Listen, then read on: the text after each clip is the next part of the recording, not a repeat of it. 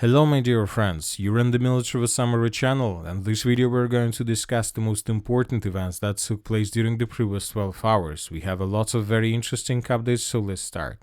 And during this video we're going to talk about the statements that were made by the President of the Russian Federation during the previous 12 hours. He talked a lot about Ukraine, about NATO and its expansion. He talked about Iran and the United States of America. Furthermore, during this video we're going to discuss the Russian massive missile and drone strike in the territory of this city by the name of Kremenchuk. According to information we have, the Russians managed to destroy this oil refinery completely, and the Ukrainians were using this oil refinery to supply and support their forces in the area of Donbass. Furthermore, during this video we're going to discuss the situation on the ground. According to information we have, the Russians managed to improve their position significantly at some points. So let's start from the beginning, and first let's talk about the statements that were made by the President of Russia. Where the foot of a Russian soldier steps is ours. The Russian and Ukrainian peoples are one people. In this sense, all of Ukraine is ours. Russia is not seeking Ukraine's capitulation. We insist on recognizing these realities on the ground. By saying this, the President of the Russian Federation first of all was talking about DPR, LPR, Kherson and the Zaporozhye region. We have never questioned Ukraine's independence, but it was initially proclaimed as a neutral state. You know that in 1991, when the Soviet Union collapsed, lots of states and countries were created, and most of them proclaimed themselves as neutral states, and that was probably the only reason why Russian Federation those days accepted those independences of those states. But now we see the Ukrainians are trying to change these status. The Ukrainians and Ukraine itself is planning to become a part of NATO and the European Union, and obviously this is something that the Russian Federation will never accept. At each stage, we proposed to stop the fighting and moved on to negotiations. In 2022, the Russians proposed, in 2024, the Russians proposed, and now we see that the Russians and the Ukrainians are at this negotiation process, but it seems that this negotiation process will collapse in the very near future. The Russian army is advancing in all directions every day. The Ukrainian armed forces lost 76,000 people in the Kursk region. This is a disaster for them. Kiev itself provoked the escalation with a strike on the Kursk region. Now the Konsk line has been expanded. Taking Sumy is not excluded, but there is no such task now. Since the promise is not to expand, there have already been 6 waves of NATO expansion. Obviously, this is something that Russia will never accept. Russia and Iran are fighting the same forces. Statement by the Russian president on the conflict in the Middle East. The president called those who, against the backdrop of the conflict in the Middle East, say that Russia isn't unreliable any provocators. Russia always supports Iran in its work on peaceful nuclear energy, defends its right in this area, and not in the words but in deeds. Russia continues to work at the Bushehr nuclear power plant in Iran and has received assurances from Netanyahu and Trump about the safety of its employees there. So as you can see, we are receiving more and more statements that the Russians are on the side of Iran, and most likely the Russians will improve their positions in this area. Now let's talk about the city of Kremenchuk and massive missile strike that took place during the previous 12 hours. According to information we have, the Russians launched lots of drones, missiles, everything they have in the direction of the city. At night, the Russians launched a massive attack on the Kremenchuk. About 50 explosions were heard in the city, local publics write. I think they are destroying the Kremenchuk oil refinery again. They came up with a tactic of a mass raid on the city. What city's air defense system could withstand that, writes drone and communications expert Sergei Bishkeskov. Recently, the Russian Federation attacked an energy facility in Kremenchuk, probably the same oil refinery. So later we got this picture, and in this picture we see approximately the roads of Russian attack. As you can see, the Russians were attacking Ukraine from the northeast, from the east, from the southeast, and from the south. Very interesting waves of attack in the city in direction of the city of Kiev. Most likely that was something like a maneuver to distract Ukraine Ukrainian attention their air defense and to force Ukrainian thinking that they are planning to attack the city of Kiev. So most likely that forced the Ukrainians to change their plans regarding their air defense systems. And the same attack we can see in the southern direction. The Russian attacked the city of Odessa. That was another, let's say, attempt from the Russian side to distract Ukraine air defense systems. But the majority of strikes took place, as you can see, in the area of the city of Kremenchuk. The Russians attacked this area with drones, with the Caliber missiles, with cruise missiles, with Iskander missiles, and most likely with hypersonic missiles. Obviously, after this wave of attack, most likely nothing managed to survive. We are talking about, of course, the Kremenchuk oil refinery plant. And for example, we have this video, and in this video we can see explosions, exactly the moments when the Russians were attacking this territory with missiles and drones. Once again, most likely something huge was destroyed. And this is very interesting because this is a very important area. If we take a look at the map, we're going to see that there are lots of railways are moving further in the eastern direction. One of the railways goes in the direction of the city of Kharkiv, another railway goes further in the direction of the Donbass area, and now we know that the Russians are advancing in this area with the purpose to establish control for as many as possible territories. So that is why the destruction of this oil refinery and Ukrainian fuel depots can allow the Russians to improve their position significantly within the next several days.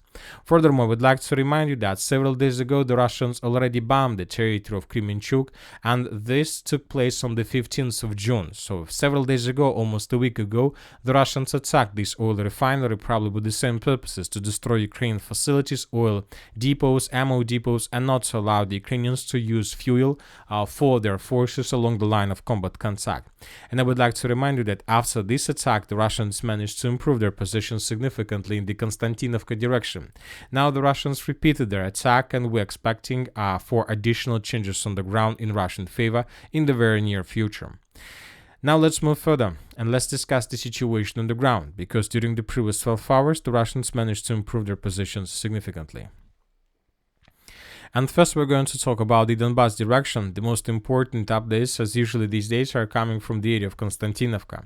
I would like to remind you that yesterday the Russians managed to improve their position significantly in the western, the southwestern parts of the settlement of Yablunovka. We discussed this video yesterday, and if you remember, the Russians used at least two waves of attack. The Russians were using motorcycles, the Russians were using armored vehicles in infantry fighting carriers with the purpose to attack the southwestern part from the west and from the south. And as a result of this attack, most of the mappers adjusted their maps in the southwestern part of Yablunovka. And today, several mappers expanded additional territories under Russian control, so let's compare the maps. Once again, this is the situation by the end of the 20th of June, after another Russian attack in the southwestern part of Yablunovka, and this is, for example, the situation by the beginning of the 21st of June of 2025. As you can see, the Russians finished completely the battle for the western part of Yablunovka by taking under control this small block. Now the battle for the central part has begun. At the same time, this information was provided by, as you can see, neutral mappers.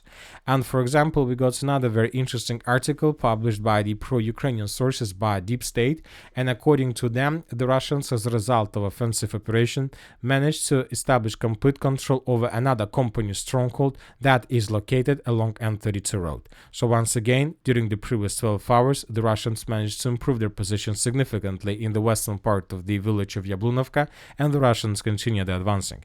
Now most likely the Russians will try to establish complete control over the next strongholds and trenches and the fortifications of the armed forces of Ukraine in the central and the northwestern parts of the village of Yablunovka. So this is the next target of the Russians, and this is exactly what the Russians are doing right now, trying to collapse the Ukrainian defense in this area and to take them in cauldron in the area of Katerinivki and in the area of the river of Kryvyi Torets. Another important article was published yesterday by the pro-Ukrainian sources. The Ukrainians are saying that the Russian armed forces has expected begun their great efforts at Koptiva. In the event of the capture of the village, the Russians will have many opportunities because it will be possible to attack in three directions. So the Ukrainians are saying that the Russians are trying to improve their position significantly exactly between the city of Pokrovsk and Pokrovsk agglomeration and the Konstantinovka agglomeration. So this is exactly the area where the Russians are advancing right now, trying trying to take as many as possible villages, strongholds, and trenches. So basically, the Russians are trying to break through Ukrainian defense. And I would like to remind you that just yesterday we were talking about this area because from this direction we got lots of very interesting videos. At least 3 bridges of the armored forces of Ukraine were destroyed in this area with Russian drones of Gran type. So the Russians basically destroyed completely Ukrainian logistics along the first line of attack, first line of the Ukrainian defense, and the Russians currently are trying to advance exactly in this area. So we expect huge progress on the ground made by the Russians in this area. At the same time, several sources reported that during the previous 12 hours, the Russians tested Ukrainian defense in the vicinity of the village of Razina. Basically, the Russians were trying to take under control these anti-tank ditches and these tree lines. So the Russians were trying to establish a foothold right in front of the village of Razina to the northeast of the settlement of Novaya Ekonomichne. Furthermore, the Russian sources report about additional progress on the ground in the direction of Novaya Ekonomichne itself from the east. As for now, we have no changes on the ground, but we are waiting that during the next several days we may adjust the map like this in Russian favor, and this is going to be already the beginning of the battle for the city of Novaya Ekonomichne and for the entire Pokrovsk agglomeration. So once again, during the next week or 2 weeks, the most important and the most interesting updates we're going to receive exactly from this area. We're talking about the territory between the Kliban-Bykskaya water reservoir, between the road N32, between the second defense layer of the armored forces of Ukraine and the city of Novaya Ekonomichne itself. So this red line is the next target of the armored forces of the Russian Federation. If they are able to improve their positions this way, this is going to be the beginning of complete collapse of Ukrainian defense. Now let's move further and let's discuss the situation in the Dnipropetrovsk area direction. According to information we have, there are still very heavy clashes for the settlement of Zaporozhye.